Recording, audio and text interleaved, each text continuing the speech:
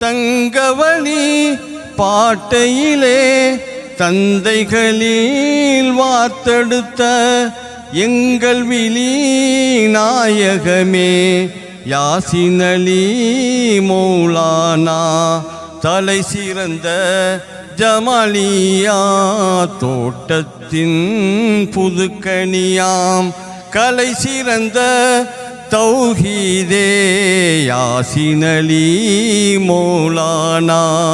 பல்லாண்டு வாழ்ந்தினிது பல்லுயிரும் பயன் பெறவே நல்ல சுகம் கொண்டாள்க யாசின் அலி மௌலானா